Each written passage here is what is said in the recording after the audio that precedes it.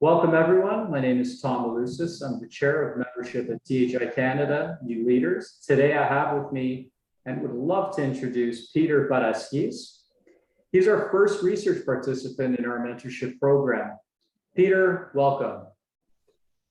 Thank you for having me, Tom. I sincerely appreciate it. It's an honor and pleasure to discuss my research project with you. Thank you. Likewise. So tell us a little bit about yourself and your work.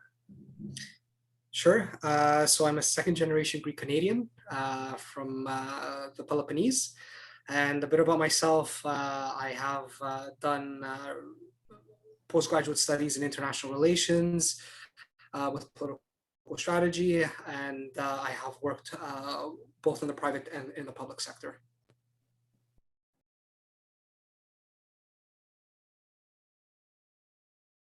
Off by asking something pretty simple. Sure. We'll start off with new leaders here at THIC. So Yes, absolutely. To be a THIC new leader? So it's about the focus on Greece and diaspora affairs and how us as the Omogenia could provide our expertise and our know-how in order to help grow Greece, and how can we contribute to Greece's economy, social programs, and as well as various other programs as well. Yeah, that's that would be the goal, definitely. Good answer. I'll get a little deeper and more detailed now. So what cultural, socio-economical projects related to Greece do you feel most passionate about right now? And how would you like to contribute to make a difference? Absolutely. So on the cultural side and contributions on the cultural side, I have discussed with yourselves and Natalie and Natasha about my interest with the repatriation and the restitution of the Parthenon marbles back to Greece, and to develop more of a sustainable solution on this ongoing problem. And one area that I'd like to explore is how I could assist in providing a solution on a consultative basis, and as well as with the previous work that I have done and written about the Parthenon marbles, what are the best practices that could lead to a more sustainable solution for the repatriation from England back to Athens? And as on the socioeconomic side, I know I'm aware that I have mentioned something of interest to the team at THI Canada a while ago, more of on a paradiplomatic approach. So beyond, we are, as of next year, we are approaching the 80 years of bilateral relations between Greece and Canada. And it's mostly beyond purely that focuses on Greece and Canadian affairs, but mostly on region to region affairs. So as an example, I want to look at how Quebec and the Caisse de dépôt et déplacement could work with the European Committee of the Regions and the Greek government with the Ministry of Macedonia and Thrace to help with sustainable development projects in Macedonia, especially in Thessaloniki, Kastoria, and so on and so forth, all the way to Alexandroupolis. And it's an area where I'm wishing to explore, and a project more I'd like to kind of develop once I finish this project, with the Pantheon, and to continue my cooperation with the Pantheon University from a research perspective. And I would like to discuss more with Dr. Tsartas on a more of a formal project and a formal proposal to work with the Pantheon University to develop such a research and development project. Incredible. Between Quebec and Macedonia. Bravo. I mean, it's brilliant stuff. I love how you go from something quite simple and physical as bringing back some of these stones and ancient, keeping a lot of that in Greece, and then dealing with a lot of these larger institutions and large overwhelming issues globally. Yeah, very much like your endeavors are vast, very engaged. Kind of segues into my next question. Do you believe the younger generation of Greek Canadians are aware of the tribulations and struggles that many vulnerable groups in Greece are currently facing? It's a very good question. Very good question. Yes, the immediate answer is yes, and I think Okay. a lot, and I'm saying this because I was thinking about it last night, and there are three key areas for development that would assist in developing Greece.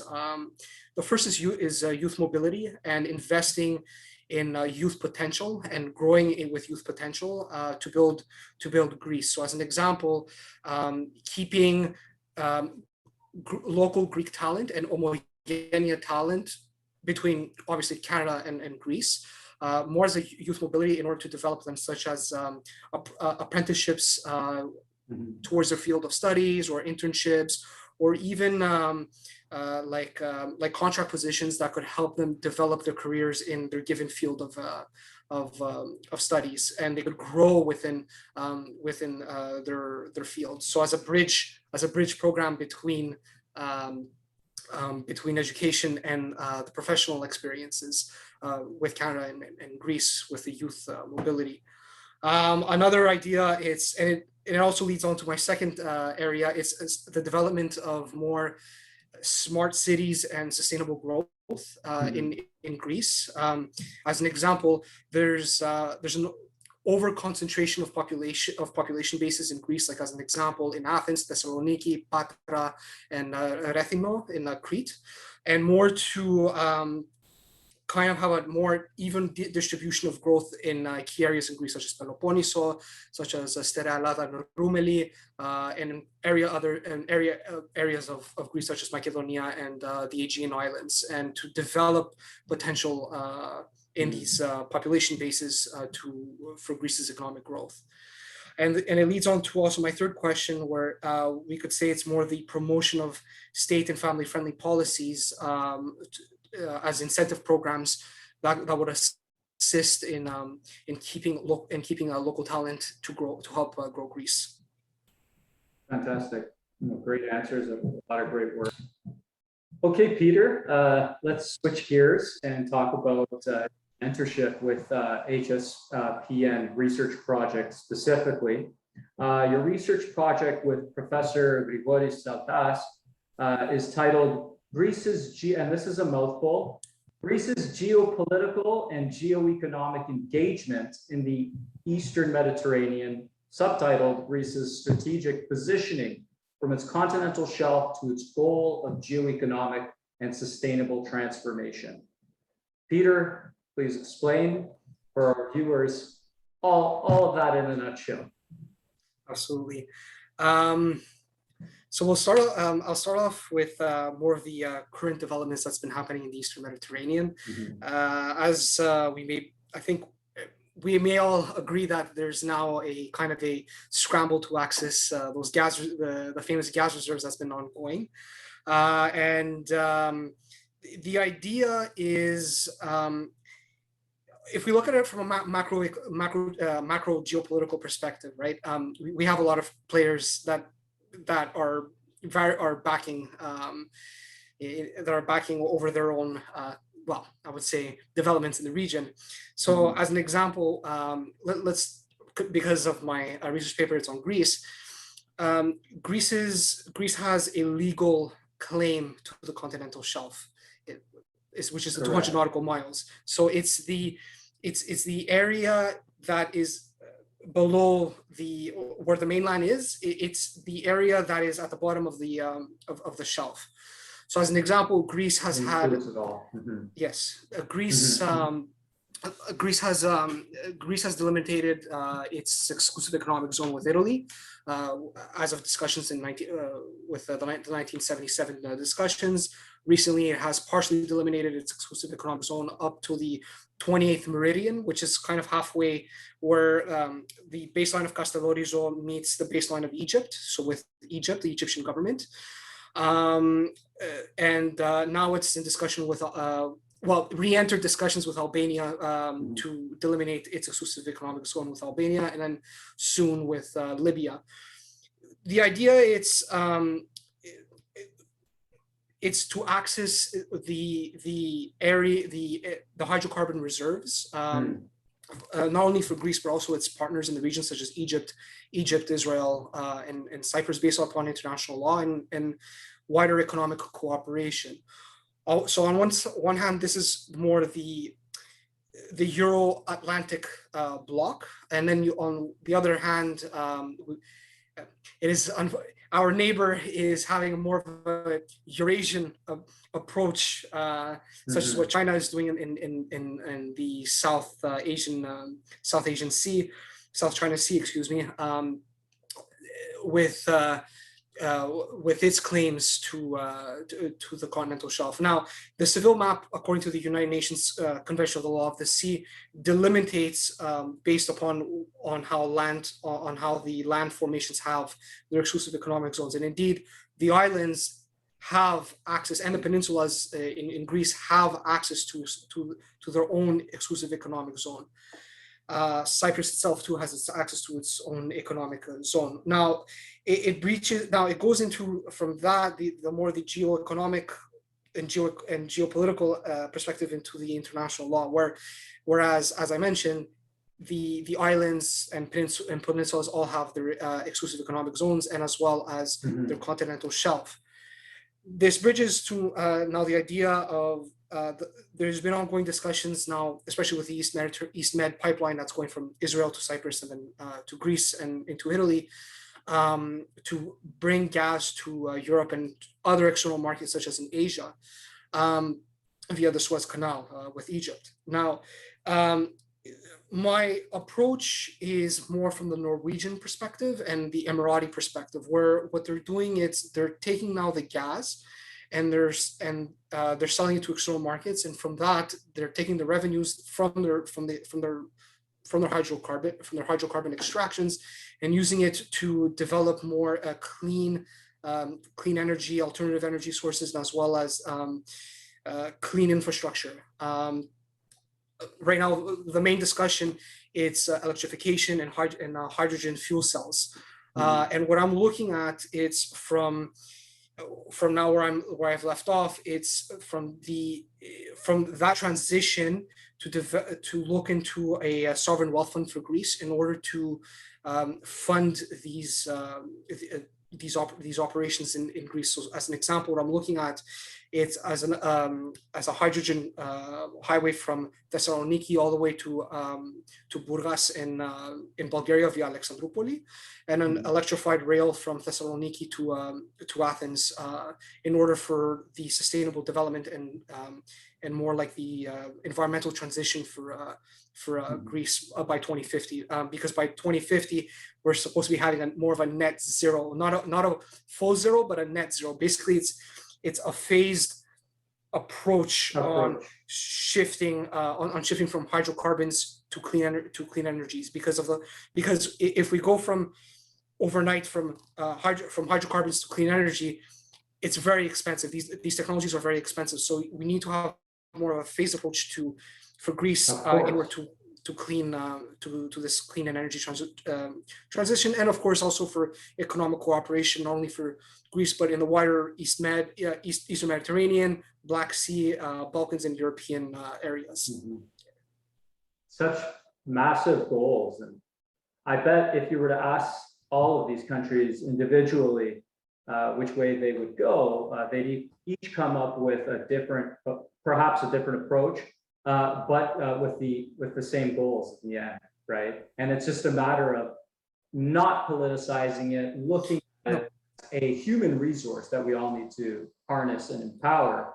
It's just what a mission not to politicize that kind of an issue. Yes, right? It's moving around. It's moving from the politicalization into more of the economic cooperation. Exactly. Aspect. So how did you come up with this idea, and what was the interest behind this in this particular field for you? Absolutely. Well, over the course of my master studies, one of my areas that I had taken a look at was more like the Eastern Mediterranean and Black Sea region, the Balkan region in the Middle East and Caucasus region, and more looking at the Euro-Atlantic, and now the emerging Eurasian kind of block that has been ongoing, and to look more at the geopolitics. And what I had originally in my mind was, how can we look from this neo-realist classicist classical model, or classical neo-realist, excuse me, model, into more of a constructivist, more of a economic cooperative model for the region, and what it could be, its wider implications, in order to avert this zero-sum game that's been ongoing. And what are the kind of transitional approaches that Greece could look at in order to continue promoting economic cooperation from the Mediterranean all the way down to the Indo-Pacific region. Why I'm saying this is because of the fact that Greece is strategically situated between Europe, the Middle East, and as well as Africa, and it's more on the continuum. What I'm looking at is the continuum from Europe, to the Middle East, all the way to now our partners in India via the Suez Canal and the United Arab Emirates. And indeed, another reason why I'm saying this is because of 2005, over 4,000 years of Greek history, more recently 2,500 years of history of Greek history.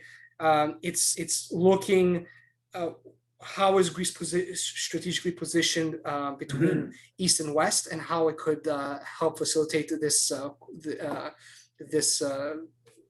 gap, and Greece has a bridge to that gap. I got that. As you were saying it, very targeted. So to you, it makes a lot of sense, and just the way that you explained it is quite nice. Very, very easy to understand in that context, right? Yes. Yeah. So during all of that, what did you find that was kind of like the most interesting thing? Highlight one, pinpoint maybe one thing that really came out as like an aha moment for you. Absolutely, the aha moment. I am slowly approaching it. It's the development of and looking at the feasibility of a sovereign wealth fund model for Greece, and such a fund to operationalize and develop from this transition for these infrastructure and energy projects for Greece in a very clean and alternative way, and as well as for the infrastructure and what it could mean for the wider region. And as well as what I'm looking at, I want to assess the Norwegian and the Emirati models, and how Greece could be the middle point between both models, and to kind of look at it from, and I'll get my proposal. It's to look at it from the promotion of international law, economic stability, and environmental sustainability, and as well as the incentivization of international law and sustain stability and cooperation in the region. So basically, what I'm looking at, it's as an example, the Norwegian model looks at investments from a human rights perspective, and the Emirati model looks more from a petrodollar perspective. What I'm looking at for Greece and the Mediterranean it's more for economic stability, and as well as the incentivization of international law in the region, in order to promote economic cooperation and stability in the wider region, and that the European Union, beyond its current discussions on how to uphold, like, to continue funding the euro and the eurozone, how can this help bring Greece and the eurozone into a much stable path forward? So Peter, what is Greece's plan for reaching the stage of net zero carbon emission by 2050, and is it achievable? It is achievable,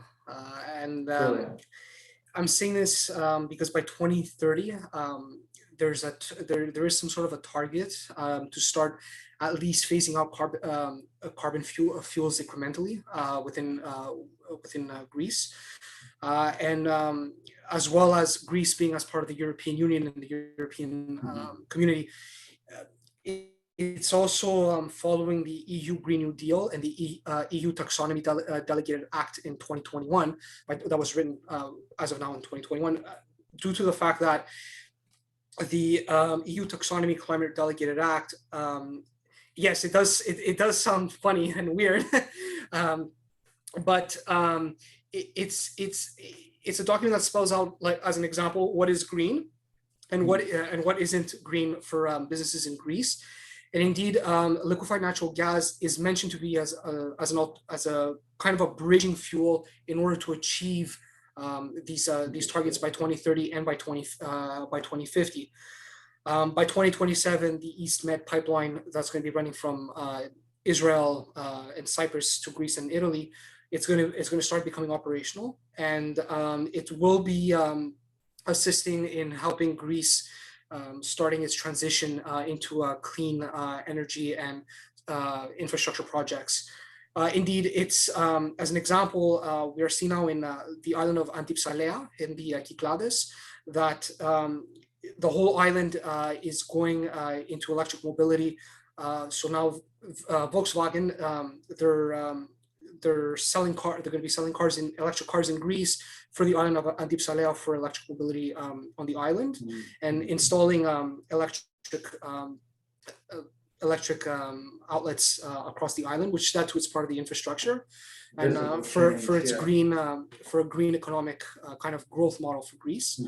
And I did read an article in Kathimerini English edition online, and it said that it was looking at, now that we have approached 200 years of Greece's independence, and the question is 400 years from Greece's independence, and it said that the future is already here and is showing in Greece, saying that we're slowly getting out of the the Euro crisis. We're slowly transitioning into alternative fuels. We're slowly building infrastructure projects.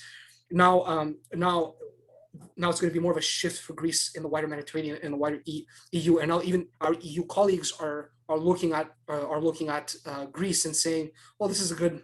Greece is doing extremely well in its transition."